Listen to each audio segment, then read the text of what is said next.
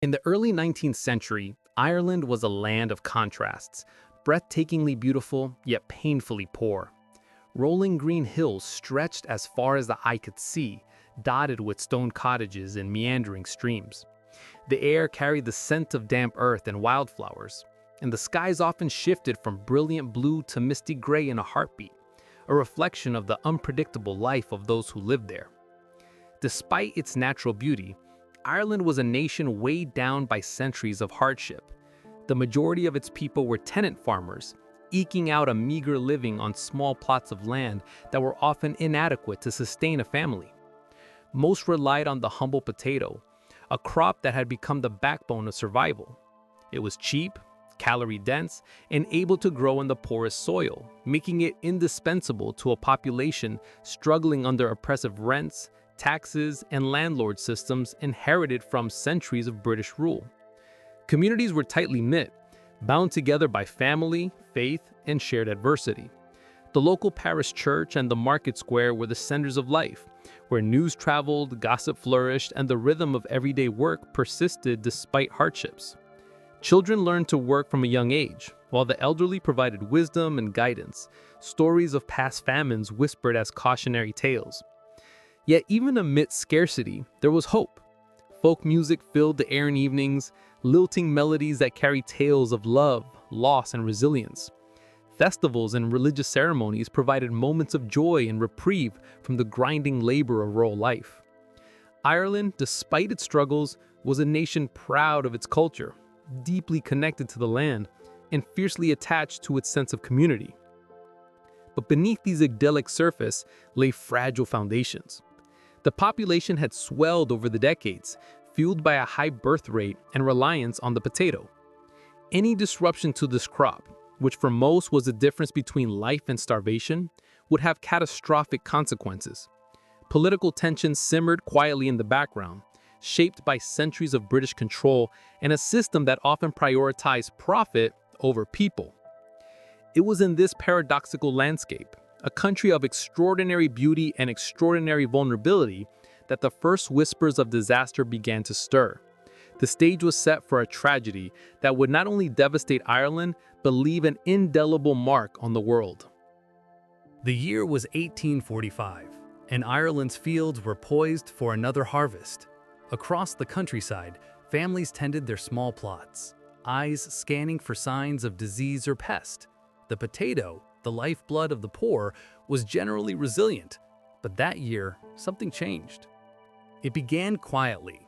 Farmers noticed black spots appearing on the leaves of their potato plants, subtle at first, easily dismissed as frost damage or the result of overworked soil. But the spots spread quickly, turning the leaves black and soggy, and soon the roots, the very food that sustained millions, began to rot beneath the soil. Families stared in disbelief as they unearthed what they hoped would be sustenance, only to find inedible, decaying potatoes. This was Phytophthora infestans, later known as the potato blight, a microscopic organism with devastating consequences. No one understood it fully at the time. Rumors and superstitions spread.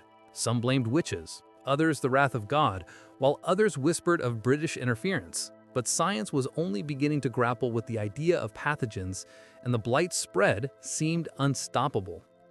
The impact was immediate. In a country where nearly one-third of the population depended almost entirely on potatoes, hunger became a constant, gnawing presence. Farmers tried desperately to salvage what they could, boiling the blackened tubers, slicing away rotten sections, even planting new seeds late in the season. But the blight returned, relentless, leaving no mercy. Entire communities faced a horrifying realization that their primary source of sustenance had failed. As the blight spread from county to county, whispers of fear became palpable panic. Villages that had relied on generations of tradition suddenly found themselves on the edge of starvation. Children went to bed hungry night after night. Mothers, who had once celebrated the simple joys of daily life, now spent hours scavenging for anything edible, anything that could fill a stomach. Livestock, also a vital source of food and income, began to suffer as fodder dwindled. Ireland's agricultural system, already fragile, teetered on the brink of collapse. The British government, which controlled much of Ireland's political and economic life, responded slowly and inadequately. Relief measures were piecemeal, often bureaucratic, and sometimes more concerned with maintaining social order than saving lives. Corn laws were debated, public works projects were proposed, and yet in the homes of the Irish poor, families continued to starve. As desperation mounted, the full horror of the famine began to emerge. Letters and diary entries from the time paint a harrowing picture. One farmer wrote of standing at the edge of his potato field, staring at the blackened crops, knowing he would not be able to feed his children. A priest recorded the sorrow in his parish, families shrinking before his eyes, weak from hunger and disease. The land itself seemed to mourn, gray skies stretching endlessly, winds whispering through empty fields. By the end of 1845, the famine had taken root, but few yet understood the scale of the catastrophe to come. This was no ordinary crop failure. It was the beginning of Ireland's darkest chapter, a slow-burning tragedy that would expose the fragility of human life, the cruelty of neglect, and the resilience of those who endured the unthinkable. As the blight descended, so too did fear, uncertainty, and a haunting question: who would survive and at what cost? As 1846 dawned over Ireland, the famine deepened. Villages that had once echoed with laughter and the clatter of daily life now fell eerily silent, broken only by the low moans of hunger. Families huddled together in cottages, barely holding against the damp and chill, their meals reduced to a handful of potatoes that were often blackened or rotting. The potato, which had once been their lifeline, had betrayed them. And yet, amidst the despair, a fragile thread of hope remained. People tried to adapt. Those who could managed to trade their labor for grain or begged for scraps from wealthier neighbors. Mothers would boil what little they had, carefully rationing meager portions between children, hoping that one small meal might carry them to the next day. Fathers traveled long distances, walking for hours to find work or food, often returning with empty hands and heavy hearts. Every village had its stories of desperation: a child crying for bread, a grandmother sharing her last piece of potato with a grandchild, neighbors taking turns carrying water or tending the sick. At the same time, religious faith became both a source of comfort and anguish. The local priests walked among their parishioners, performing rites and offering prayers, while quietly observing the toll of starvation. Some preached patience and trust in God, but even the most devout struggled to reconcile their faith with the suffering surrounding them. Others organized relief efforts, opening church doors to provide food and shelter, yet their resources were painfully limited. Amid the despair, small acts of courage and generosity persisted. Farmers with slightly larger harvests shared their stores. Women organized clandestine soup kitchens. Children who were barely strong enough to stand helped care for the weaker members of their communities. In the face of overwhelming hardship, the Irish people displayed a resilience that would become legendary, a stubborn refusal to surrender entirely to the blight. But hope was fragile. Disease stalked the famished. Dysentery, typhus, and cholera began to claim lives at an alarming rate, often striking before hunger had finished its work. Workhouses, intended as a refuge for the destitute, were overcrowded and under-resourced. Families who entered sometimes never left, succumbing to disease or despair. The line between survival and death had grown impossibly thin. The broader political context only magnified the tragedy. The British government's response remained inadequate. While public discourse debated relief measures, food exports from Ireland continued unabated. Corn laws and economic policies designed to protect British interests often came at the expense of starving Irish communities. Newspapers reported on the plight of the poor with detached statistics, failing to convey the human agony behind the numbers. For ordinary Irish people, these debates were irrelevant. Their concern was simply whether there would be enough to eat today, tomorrow, or at all. Letters and personal accounts from this period revealed the daily reality of hunger and hope. One young girl wrote of her mother walking for miles to borrow a handful of oats, returning home with nothing but tears. A farmer described burying his livestock not just because he had no food for them, but because the animals themselves had become sickly from the blight. In towns, streets were crowded with the destitute, the silence broken by the cries of children and the plaintive calls of beggars. Every home had a story of loss, but also in some cases of remarkable compassion and ingenuity. Even as despair deepened, hope lingered in subtle ways. A small potato plant surviving in a corner of a field could rekindle a family's optimism. Relief committees, local charities, and some individual landlords tried to alleviate suffering, providing soup, work, or medicine where they could. These fragile sparks, however tiny, illuminated the stark darkness surrounding them. By mid-1846, the pattern was painfully clear. The blight would not end quickly. It was no longer just an agricultural disaster. It was a human catastrophe, touching every village, every family, every individual in a profound and inescapable way. The question that haunted communities across Ireland was no longer just about food. It was about survival, morality, and the limits of hope in a world suddenly turned hostile. And yet, even in the depths of hunger, the Irish spirit endured. Songs continued to be sung quietly in cottages, whispered prayers offered in candlelit rooms, and small acts of kindness quietly performed. It was a fragile hope, a reminder that even in the darkest times, humanity, its courage, resilience, and compassion could survive. But the coming years would test that hope in ways no one could yet imagine. As the famine deepened, it became painfully clear that Ireland's tragedy was not only the result of a potato blight, but also of political and economic systems that failed its people. The British government, which had ruled Ireland for centuries, responded to the crisis with a mixture of indifference, bureaucracy, and ideological rigidity, a deadly combination for a starving nation. At the heart of the problem was a prevailing economic philosophy known as laissez-faire, the belief that markets should operate without government interference. To policymakers in London, famine relief should not disrupt the natural flow of trade or set a precedent for state handouts. Many argue that any significant government intervention would encourage dependency among the Irish poor, a cold calculus that prioritized ideology over human life. Relief efforts, when they did exist, were woefully inadequate. Temporary work schemes such as road-building projects were introduced in some counties. The workhouses, intended as a safety net, became overcrowded, unsanitary, and horrifyingly insufficient. Thousands were turned away because of strict eligibility requirements or because facilities were full. The workhouse test, the idea that only the desperate should seek aid, ignored the widespread nature of the famine, condemning families to slow starvation. Food exports continued from Ireland to England and Scotland even as people starved. Reports from the time show that ships carrying corn, livestock, and other goods left Irish ports while villages emptied of life.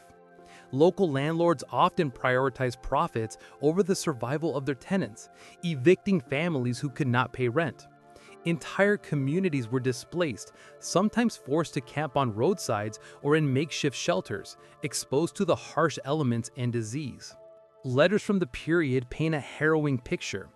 One parish priest wrote, "We plead for bread, and yet barrels of corn pass our gates, untouched, meant for others while our children cry." Another account describes a mother being evicted along with her children, left to wander a cold, wet countryside with nothing but the clothes on their backs. Such stories were tragically common, a testament to the lethal combination of natural disaster and human neglect. Even sympathetic voices in Britain often misunderstood or misrepresented the crisis. Some newspapers suggested that the Irish were lazy or morally deficient, ignoring the structural inequalities and systemic failures that made famine inevitable. Others argue that the Irish should emigrate, treating starvation as a population control mechanism rather than a humanitarian emergency. The political rhetoric of the time often dehumanized the victims, framing suffering as a distant problem to be managed rather than life to be saved. At the same time, there were attempts at genuine relief. Charities in London, Dublin, and beyond raised funds for soup kitchens, medical aid, and temporary work projects. Local landlords sometimes provided rations or reduced rents. Yet these efforts were small, inconsistent, and often hampered by the very bureaucracy meant to coordinate them. The scale of the famine simply overwhelmed any patchwork of aid. The impact of these policies was devastating. By 1847, known as Black 47, mortality rates skyrocketed. Starvation and disease swept through villages, towns, and cities alike. Children died in their mothers' arms. Fathers buried entire families in secretive graves. Communities that had existed for centuries vanished almost overnight. The Irish countryside became a haunting tableau of loss, suffering, and despair. What made the tragedy even more unbearable was the sense of injustice. People understood in an instinctive, gut-level way that while the blight was a natural event, the government's response, or lack thereof, magnified its lethal consequences. Families were dying not just because of disease, but because policies designed to protect markets and ideology prioritized profit over life. Anger, sorrow, and helplessness simmered quietly, planting the seeds of political unrest and a deep, lasting resentment that would echo across generations. In the villages and towns, small acts of defiance emerged. People smuggled grain, shared what little food they had, or moved secretly to help neighbors. Yet these gestures, heroic as they were, could only partially stem the tide of suffering. The famine, now more than a natural disaster, was a moral catastrophe. A stark reminder that human choices can amplify or mitigate tragedy. And in this case, the choices made in London and Dublin would cost hundreds of thousands of lives. As 1847 unfolded, Ireland's people faced an impossible reality. The famine was not merely a disease of crops, but a disease of systems, politics, and neglect. Survival demanded more than courage. It demanded miracles. And for most, miracles were in painfully short supply. By 1847, the famine had reached a level of devastation that words could scarcely capture. Families were starving, villages emptied, and hope had become a rare commodity. For many of the destitute, the workhouse became the last resort, a grim sanctuary designed to provide shelter and food, but at a terrible cost. Workhouses were not places of comfort. They were purposefully harsh, built on the principle that only the desperate should seek aid. The idea was to deter reliance on charity. But in practice, this meant that those who entered often faced conditions as deadly as the famine itself. Families were separated. Husbands, wives, and children rarely stayed together. The elderly and the sick were isolated, and strict routines governed every moment of the day. Meals were meager, a thin gruel, sometimes barely enough to sustain a frail body. Privacy was non-existent. Beds were crowded, cold, and damp, with little protection from the elements. Inside the walls of these institutions, disease spread quickly. Dysentery, typhus, and cholera ravaged the inmates, killing thousands who had come seeking refuge. The workhouse infirmaries were overwhelmed, understaffed, and poorly supplied. Doctors and nurses did what they could, but it was never enough. Letters from survivors described scenes of unimaginable horror. Children dying in corners, mothers clutching the lifeless bodies of their infants, men too weak to rise from their benches. Even for those who survived, life in a workhouse was psychologically devastating. Families who had once been self-reliant found themselves stripped of dignity and autonomy. Every action was dictated by rules. Every misstep could mean punishment or expulsion. For many, entering the workhouse felt like surrendering not just food and shelter, but identity itself. Yet within this bleak reality, small acts of humanity persisted. Volunteers and staff often went beyond their duties, secretly sharing extra food, comforting the sick, or offering a whispered word of kindness. Children would look after one another. Elderly neighbors supported one another, and for brief moments, the harshness of the institution was softened by compassion. These acts did not erase the suffering, but they allowed a flicker of hope to survive in hearts that had almost given up. The workhouses also became a mirror reflecting the broader societal failure. The very fact that so many were forced into these institutions revealed the inadequacy of relief policies. Landlords continued to evict families, food exports persisted, and government aid remained patchy and insufficient. The famine was not simply a natural disaster. It had been magnified by political neglect and social indifference. Every brick of a workhouse, every line in its ledger, was a testament to the stark choices imposed by a society that valued economics over life. Outside the workhouse walls, communities were struggling to survive on their own. Many families refused to enter, fearing separation and death inside. They scavenged for wild plants, boiled grass, or even resorted to eating bark or seaweed, whatever could fill an empty stomach. These desperate measures, however, often led to illness or death, creating a cycle of suffering that seemed impossible to escape. First-hand accounts from survivors convey the emotional toll in haunting detail. One woman described hiding her children in the countryside to prevent authorities from taking them to the workhouse. A priest recounted the despair of families who had nowhere to turn, forced to watch their loved ones waste away while official relief trickled in too slowly to make a difference. By the time the famine reached its peak, workhouses were overwhelmed beyond capacity. Thousands who entered never left, their names recorded only in official ledgers or forgotten in unmarked graves. Yet for all their horrors, these institutions remain a critical lens into the human and political dimensions of the Great Famine, a place where the failures of policy collided with the extremes of human suffering, where despair and fleeting hope existed side by side. The story of the workhouses is not only one of tragedy, but also of endurance. Those who survived carried with them scars, both visible and invisible, that would shape generations.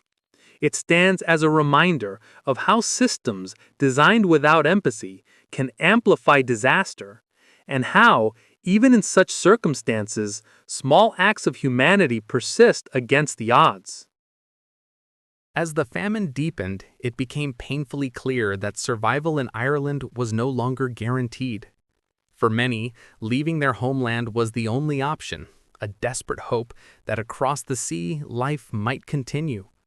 This mass emigration marked one of the most profound movements in Irish history, forever reshaping families, communities, and the global Irish diaspora. The journey began with difficult choices. Families weighed the heartbreak of leaving ancestral homes against the certainty of starvation.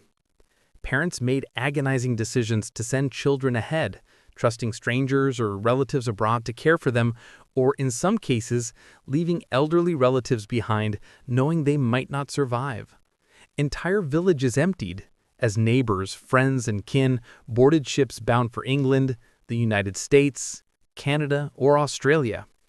Each departure carried a mix of hope, fear, and profound sorrow. The ships themselves became infamous. Often overcrowded, under-provisioned, and poorly maintained, these vessels were grim microcosms of the famine. Passengers, many of whom had walked long distances to reach ports, were crammed below decks with little ventilation. Disease spread rapidly. Dysentery and typhus were common, and countless lives were lost before the ships even reached foreign shores.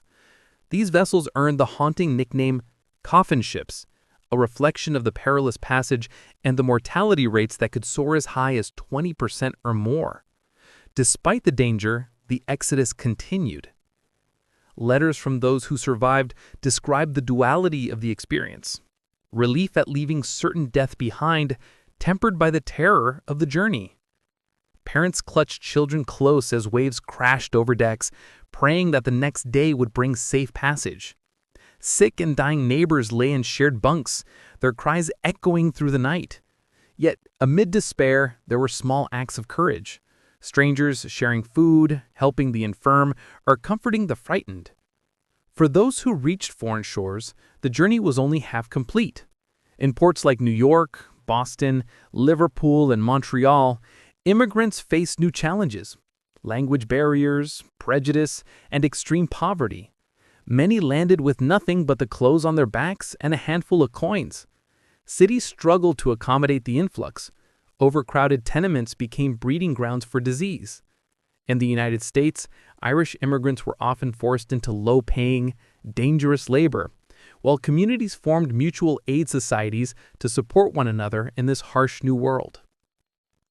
The psychological toll of emigration was immense. Letters sent back to Ireland spoke of longing, homesickness, and survivor's guilt. Some immigrants mourned the loss of entire families who had perished at home or on the journey.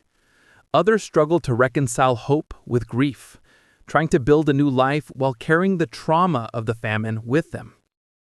Back in Ireland, the departure of so many had profound effects on communities and the land. Villages emptied, farmland lay fallow, and the social fabric was torn apart.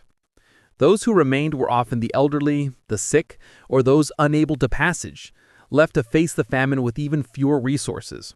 The emigration wave, while a lifeline for many, also symbolized the permanent rupture of Irish society. This mass exodus shaped the Irish identity in ways that reverberate to this day. Diaspora communities in North America, Australia, and elsewhere became centers of cultural preservation, carrying music, religion, language, and traditions across oceans. Yet the memory of what was left behind, villages destroyed, families torn apart, countless lives lost, remained a haunting legacy. The story of the Exodus is both one of survival and sorrow, of courage and loss. It reminds us that human resilience can be extraordinary, yet even the strongest resolve is tested when faced with starvation, disease, and the heartbreak of leaving home forever. For Ireland, this chapter marked not only a demographic shift, but a cultural and emotional transformation, as millions of souls scattered across the globe carried the memory of the famine with them, a living testament to both tragedy and endurance. By the end of the emigration wave, Ireland had been irrevocably changed. Families were fractured, communities dissolved, and the population had dramatically declined. Yet through these journeys, the Irish people forged connections across continents, ensuring that the story of their suffering, strength, and survival would never be forgotten. In the shadow of starvation, faith became both a refuge and a source of frustration for the Irish people. For centuries, religion had been a cornerstone of community life. The local parish church was more than just a place of worship, it was a hub of social support, a place where people found guidance, comfort, and a semblance of stability amid the chaos of daily life. Yet during the famine, even the strongest faith was tested. Priests and clergy walked tirelessly among their starving parishioners, administering sacraments, offering prayers, and performing last rites for those too weak to survive. Letters and diaries from the period are filled with accounts of priests carrying children from cottage to cottage, begging for food and struggling to maintain order in communities on the brink of collapse. One clergyman wrote of the despair he felt witnessing families diminish before his eyes, souls fading like the smoke of a dying hearth. Yet, faith alone could not stave off hunger. Anguish turned to anger as people began to question why God would allow such suffering, and why those in power, particularly the British government, seemed indifferent. Some saw the famine as divine punishment. Others saw it as a failure of moral duty, a tragedy exacerbated by neglect and oppression. The resulting tension between religious devotion and social injustice fueled a simmering fury across the nation. This fury sometimes erupted into rebellion, though often in subtle and localized ways rather than large-scale organized revolts. Secret societies and grassroots groups began to form, sharing resources, smuggling food, and challenging landlords who evicted starving tenants. Stories emerged of communities banding together to defy authorities, hiding grain, or quietly distributing rations to those in need. These acts of defiance were dangerous, but born from desperation, an assertion of humanity in a world that seemed intent on extinguishing it. Religious institutions themselves were not immune to criticism. While many clergy risked their lives to aid parishioners, others were accused of aligning too closely with the landlords or authorities, prioritizing obedience over compassion. Some sermons blamed the poor for their plight, while others condemned the political systems that allowed famine to devastate the country. This divergence created tension within communities, as trust in institutions, once absolute, began to erode under the weight of suffering. Amid these storms of faith and fury, remarkable acts of courage and leadership emerged. Ordinary people became extraordinary in their response to crisis. Women organized clandestine kitchens, religious leaders defied orders to bring aid where it was most needed, and children performed small but vital tasks to sustain their families. These stories, often lost in the grand sweep of history, illuminate the resilience and moral courage of those who endured the unthinkable. The cultural and spiritual impact of the famine also reshaped Ireland's identity. Songs, poems, and oral histories memorialize both suffering and defiance, preserving the memory of those who perished and those who fought to survive. Religion, while tested, became intertwined with political consciousness, giving rise to movements that would demand justice, accountability, and eventual independence. The anger that simmered in parish halls, in whispered conversations, and in secret acts of rebellion would echo through generations, shaping a national identity forged in grief, endurance, and the pursuit of justice in a world that had turned cruelly indifferent. The Irish people, battered by famine, yet unbroken in spirit, continued to carry their stories forward. Through faith and fury alike, they preserved the memory of those lost and the lessons of an era that forever altered the course of their nation. The famine left Ireland haunted, not only by the physical emptiness of abandoned villages and barren fields, but by the echoes of lives lost, stories untold, and voices silenced forever. Everywhere one looked, death had left its mark. The stone walls of cottages, the fields where children once played, and the narrow lanes where families had huddled together in despair. Letters and diaries from this period are among the most poignant records of the famine, capturing the intimate pain of ordinary people. One young mother wrote of her children, one by one succumbing to hunger, describing how she held them close in the cold nights, whispering prayers she could no longer feel. A parish priest recorded the burial of an entire family in a single grave, a scene repeated in countless towns across the country. Every letter, every account, is a haunting reminder that the famine was not a distant tragedy. It was immediate, personal, and inescapable. Some families tried to leave, walking long distances in search of food or shelter, only to find doors closed against them. Communities that had stood for centuries were emptied almost overnight. Cottages crumbled, abandoned belongings rotted in place, and fields that once teemed with life lay barren, the soil scarred by neglect and decay. Even the livestock, once a source of sustenance, had vanished or perished, leaving behind a landscape eerily quiet, except for the wind and the distant cries of the starving. Yet, amidst the despair, acts of compassion flickered through the darkness.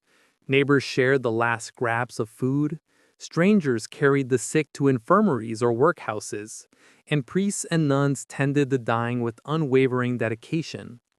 These small gestures, though unable to stem the tide of death, left a mark of humanity in a time dominated by suffering. Eyewitness accounts also describe the psychological toll of the famine. Children, weakened by hunger, wandered aimlessly, unable to understand why their parents could not feed them.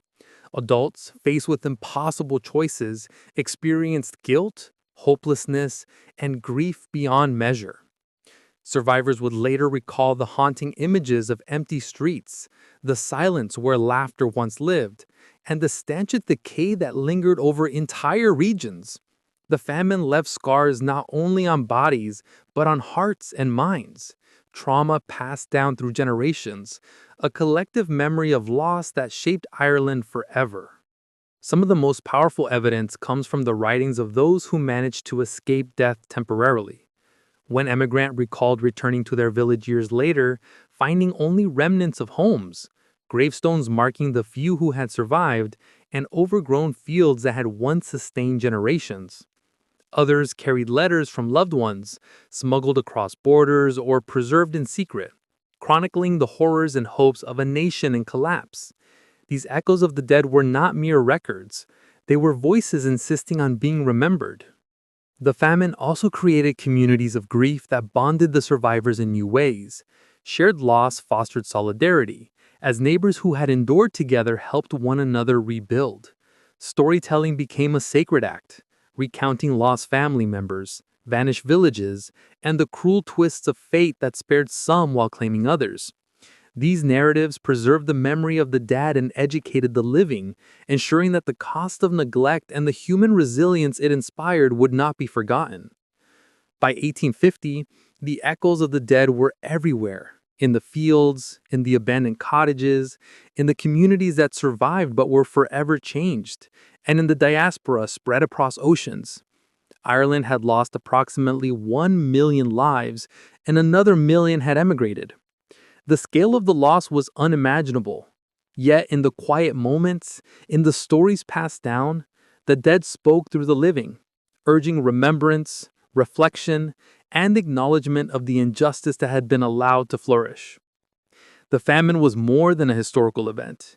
It was a human tragedy etched into the soul of a nation. It demanded not just warning, but understanding, compassion, and recognition.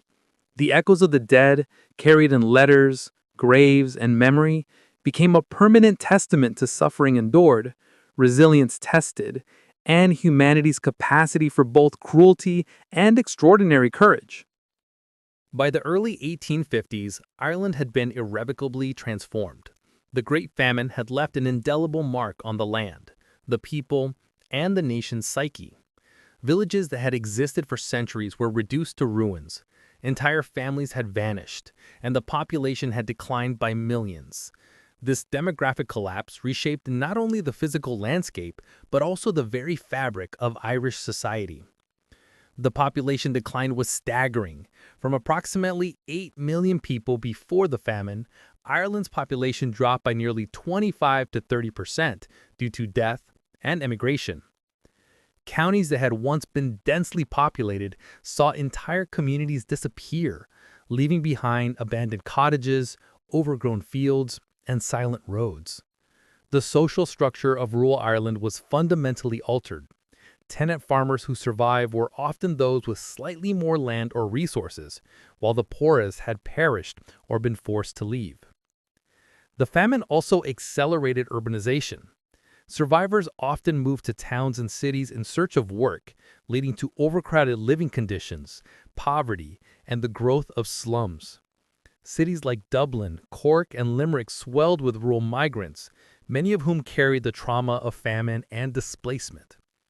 These urban centers became hubs for labor, social movement, and the early stirrings of Irish nationalism, as communities that had endured shared suffering began to organize politically and socially.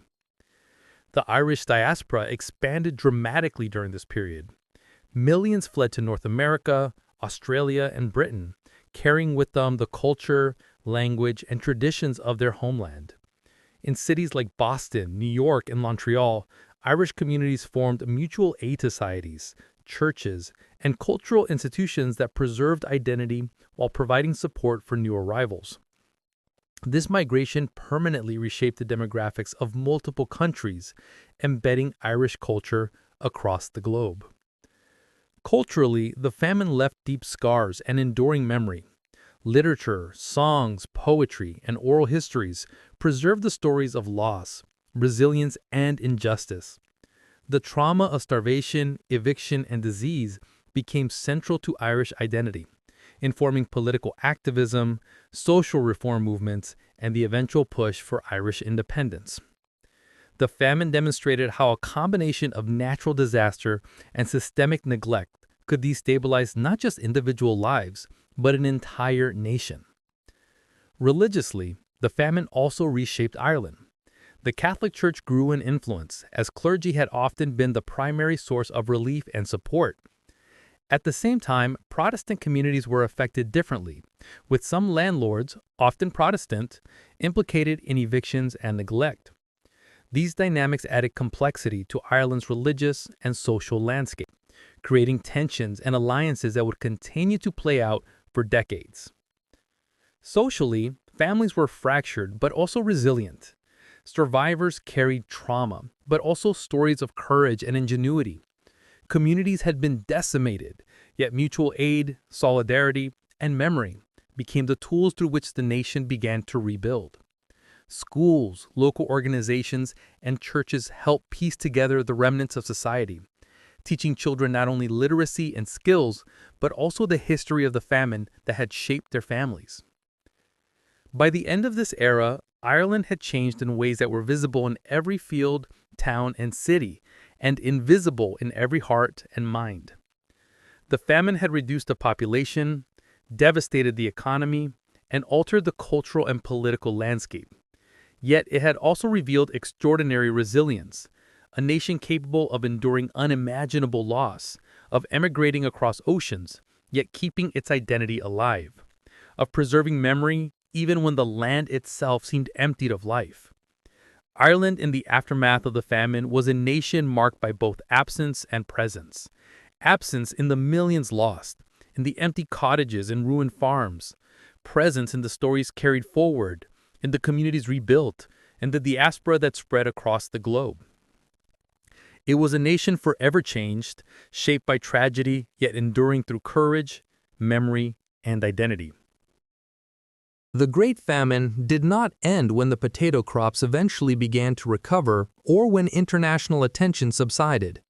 Its consequences rippled across decades, shaping Ireland in ways that are still felt today.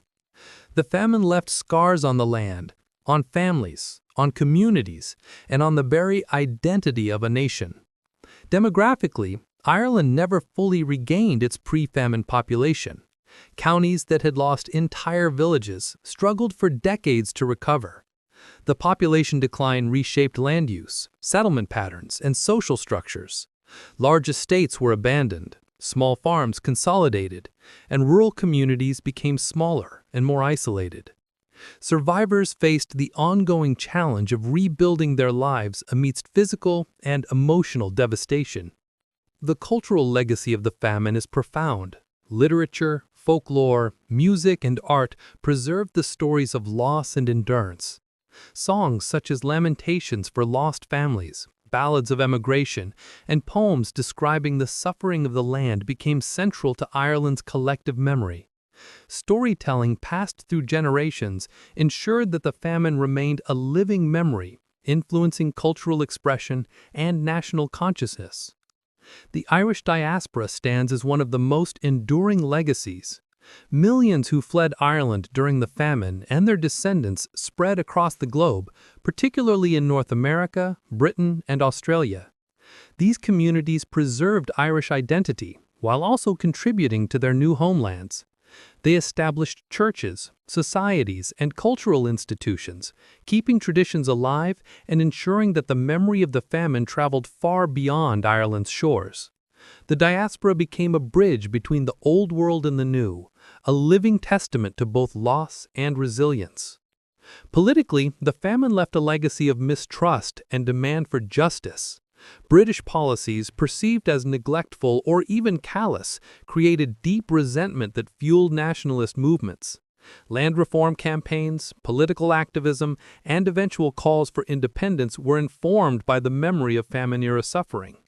The notion that human lives had been sacrificed for political and economic expediency became a powerful narrative, shaping generations of Irish political thought. The famine also shaped social attitudes and community structures within Ireland. Mutual aid, solidarity, and collective resilience became central values in the face of systemic neglect.